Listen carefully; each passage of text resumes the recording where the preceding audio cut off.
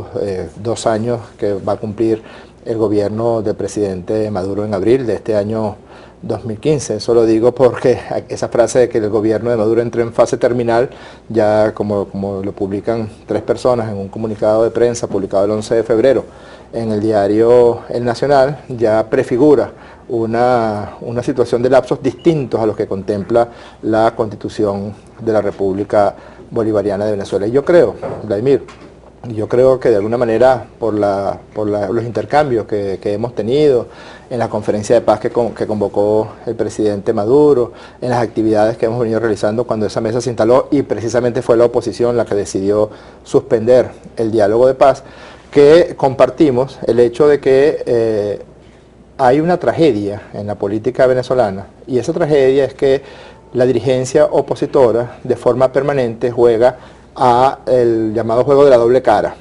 o lo que alguna vez Vladimir Lenin llamó utilizar todas las formas de lucha a los efectos de conspirar y derrocar el gobierno democrático, constitucional, que llegó al poder por las vías electorales. Digo que es una verdadera tragedia porque hasta ahora no hemos notado que ningún sector de la oposición venezolana se desmarque de forma contundente de todas estas agresiones que ha venido recibiendo la Constitución, que han venido recibiendo las leyes y, en definitiva, que han venido recibiendo los habitantes de Venezuela. Si me permites un poquito de cronología, fíjate, Maduro es electo y un resultado contundente, aceptado por el sistema electoral venezolano, que es el más moderno, el más transparente del mundo entero. Es el sistema electoral que eligió a Enrique Capriles, gobernador del estado Miranda, que eligió en su oportunidad a Manuel Rosales, gobernador del estado Zulia, que lo eligió también alcalde de Maracaibo.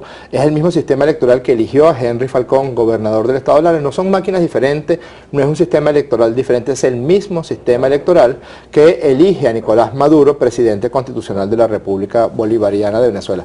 ¿Cuál es la respuesta de la oposición ante la pérdida del evento electoral? Pues llamar a la violencia. Salgan con su arrechera, dijo el gobernador Capriles, y eso no pasaría de ser una pataleta si no hubiera ocurrido que 11 venezolanos fueron asesinados entre la noche del 14 de abril y el día 15 de abril del año 2013.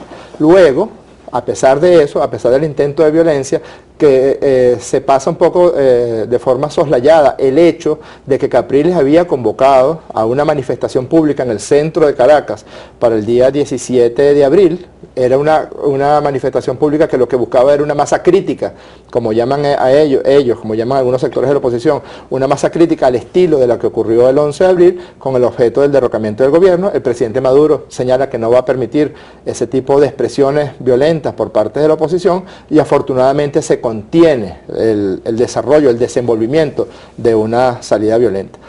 Maduro además inicia con esas dificultades que te estoy diciendo, con esa tragedia, porque realmente nosotros necesitamos, y cuando digo nosotros me refiero a toda Venezuela, una oposición, un sector político opositor que acepte las reglas del juego democrático que están contenidos en esta Constitución, y que no acepte las reglas del juego democrático para algunos eventos, pero al mismo tiempo o se hace la vista gorda o participa activamente en salidas violentas.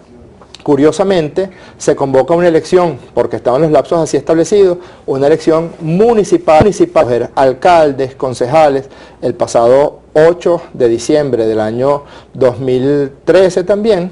¿Y cuál fue el Twitter que publicó el señor Capriles? Te quedan pocos días, Nicolás. Textualmente te estoy diciendo el Twitter de Capriles Radonsky: el 8 de diciembre vamos por ti y por tu nefasto gobierno. ¿Cómo así, Vladimir?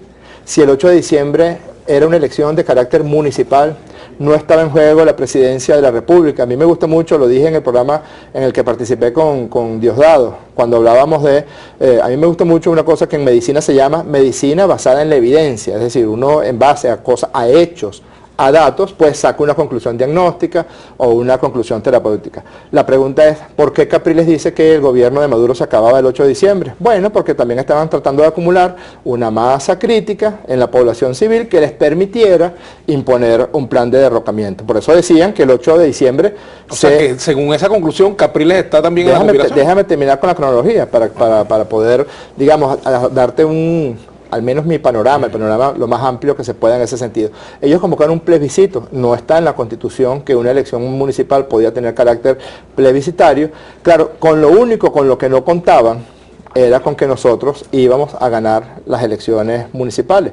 Le sacamos 11 puntos de diferencia y eso contuvo la respuesta del pueblo de Venezuela. El 75% de las alcaldías fueron ganados por la revolución, fueron ganados por Maduro.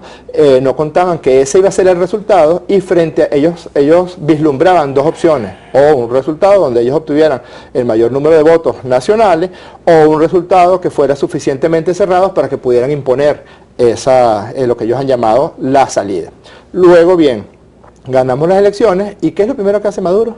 Convoca a los alcaldes opositores, a los gobernadores opositores. Incluso hubo algunas voces dentro del chavismo que a veces le hacen el juego a estos sectores, estas páginas web, que a veces hacen un juego un poco extraño, que señalaron, bueno, ¿y por qué Maduro se está reuniendo con los alcaldes y gobernadores opositores?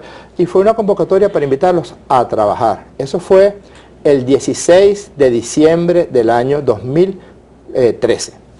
16 de diciembre, es decir, escasamente un mes después, el señor Leopoldo López, la señora María Corina Machado, el 23 de enero del año 2014, convocan a la salida. ¿A cuál salida? ¿Cuál lapso constitucional estaba vencido?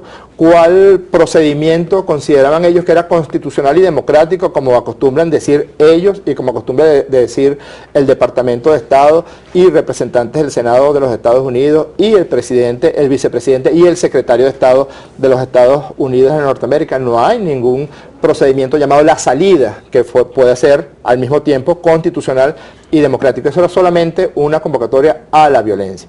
Y esa violencia se desató de forma infame el día 12 de febrero del año 2014. Y fue una violencia orquestada. San Cristóbal, capital de un estado limítrofe. San Diego, del estado Carabobo, que es un punto intermedio por donde pasa toda la carga de alimentos, de medicamentos, de insumos de la nación, porque vienen del puerto Cabello, en el estado Carabobo, y tendrían que pasar por ahí. Esa fue una de las zonas con mayor virulencia en el estado Carabobo. El estado Mérida, que es un estado que tiene una de las universidades, la ciudad de Mérida es casi toda la universidad, la sede de la Universidad de los Andes. El este de la ciudad de Caracas, de la Gran Caracas, porque contaban con los liderazgos locales y regionales. Convocan a esa situación de violencia otra vez. Se enlutan 43 hogares venezolanos, 43 personas asesinadas de forma infame, de forma atroz. ¿Y qué ocurre? El presidente Maduro convoca las conferencias de paz nacional, conferencia de paz por Estado, conferencia económica, y ellos no hicieron otra cosa sino postergar sus planes. Es decir, vamos a un corte, hacer la pausa. Pero después sigo con la cronología. Pero también vamos a entrar un poco en el tema. Tenemos que aterrizar, pero con cronología. Tú sabes que Bryce Echenique decía cronología, mucha cronología. Así es, pero Bryce Echenique era escritor y esta es televisión. Tenemos que hacer la pausa, ya venimos con Omar Rodríguez.